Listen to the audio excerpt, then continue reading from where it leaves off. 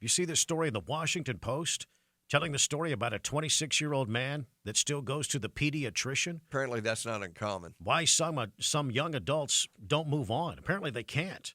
The story here in the Washington Post tells the story of Joanne Alfonso, a pediatrician in New Jersey, walked into her office recently. She mentally rolled her eyes when she saw her next patient, a 26-year-old car salesman in a suit and tie. It's not a kid, that's a man.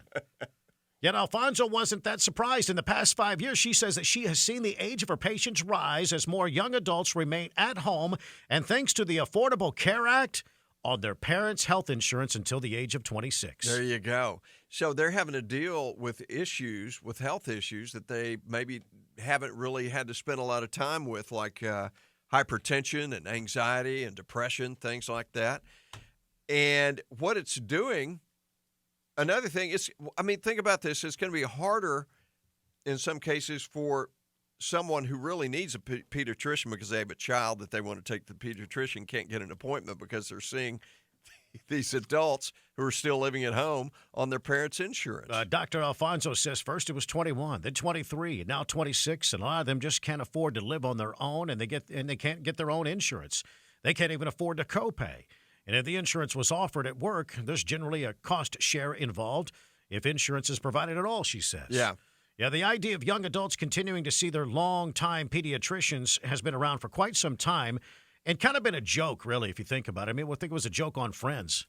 I remember that joke on Friends. It's, according to the story, they mentioned that as well. The episode where Rachel shows up to take the baby and Ross is sitting in there for his own appointment. Yeah. So when is it time to leave your pediatrician? That's the question the Washington Post is asking. Talon Mandifin, 22, says he only left his pediatrician, who was a woman, this year because he moved from his family's home in New Jersey and took a job in Miami. Yeah, so there you go. I would think 18. That's when it's time. At the very least, 18 years old. Time to move on from that. If you're sitting in your pediatrician's office and you are wearing a coat and tie, I think that's a good sign. You need to be. I think maybe it should be left up to the pediatrician. Hey, Billy, you're 17, 18 now. It's time for you to move on and find another family doctor. Yeah, a big boy doctor. 7:45 and a check on traffic. Here's Melinda. We've got a couple of reported wrecks out there, including one on South 360 northbound approaching Mopac, Anderson Mill Road at 183, Dessau at Palmer, and Old Bastrop Road at Tucker Hill. Your next report's at 8:04. I'm Melinda Brandt with Austin's On-Time Traffic.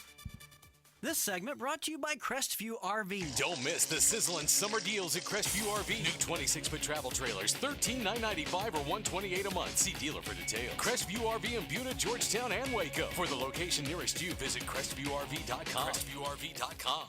Today will be sunny to partly cloudy. It's going to stay hot with highs around 100. Be on at 56, please. Clear with a low of 78. From the Weather Center, I'm Heather Zayer. There's no room for compromise in a quality burger. That's why In-N-Out uses patties that are never frozen and only the freshest produce that's grown locally. Because that's what a hamburger's all about. In-N-Out burgers. Yeah, the story in the Washington Post, we'll get that on the Todd and Don Show Facebook page. It's about, young adults staying at home longer and still going to the pediatrician at the age of 26. Yeah, the American Academy of Pediatrics attempted to address the issue of transition from pediatric care into adult care in a policy statement back in 2017, and they concluded that the age of transition should be based not on the number, but on the patient's individual needs. Yeah, the decision should be made solely by the patient and family when appropriate and the physician, and must take into account the physical and psychological needs of the patient and the ability of the pediatric provider to meet those needs. That's what the American Pediatrics Association says. I did see our family doctor, the doctor that delivered me. I saw him. He was my GP until I was probably in my early 40s, until he retired. Charlie Farron. So, but he wasn't a pediatrician. He was just a general practitioner. Family doctor. Family doctor. Yeah. And they knew, and the receptionist always knew you by name, would ask how's your family doing. But I guess that's a little different. Yeah. He wasn't a pediatrician. Right. That's a little bit different. But I don't know. If Did he see kids as well? Yeah, sure he did. Did he give you? Did you get a sticker or a lollipop on your way out the door every Sucker. time? Got a sucker. Go in there and get your prostate checked and gives you a little sucker to Yeah. take home. Maybe a stick. Don't forget. Can I get a sticko? Doctor, can I get a sticko? A stickle? A sticko? Yeah, I did see him for a very long time. Yeah. He was. I had a amazing doctor guy. slap me one time. Dr. Rourke. He slapped you. He slapped me. Why? I guess it was 10th grade in high school. I was in a biology lab. We were dissecting frogs that day. And back in the 10th grade, I needed more people to keep an eye on me. I was one of those kids. Just keep an eye on him. You just don't know what could happen with that kid. Anything could happen. Shocking. And I had a couple of dissecting probes. They're like needles, right? On a wooden handle. Dissecting probes, the long spiky stick. Okay. Has a little, like a 3-inch needle on the end of it, little wooden handle. I had 2 of them, and I was kind of stabbing them in the table. Oh. Like that.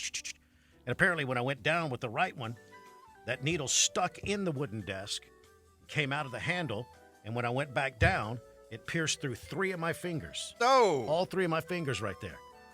And so my dad picks me up at the school, and a couple of people walk me to the office. My dad picks me up. We go to Dr. Rourke.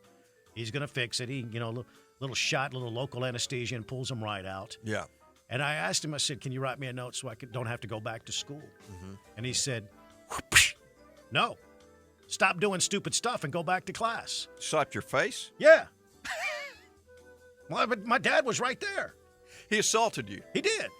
He physically assaulted you. Dr. Rourke, he You're said, doctor- stop doing stupid stuff in class. And it startled me. And I was like, oh, wow. Think about that, though. It worked. Think about that. It worked. It worked. Of course it worked. It worked. Can you imagine if that happened now?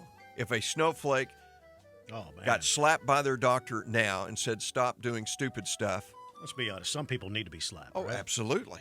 Absolutely. You needed to be slapped. Just a good forearm shiver right across the face. You always need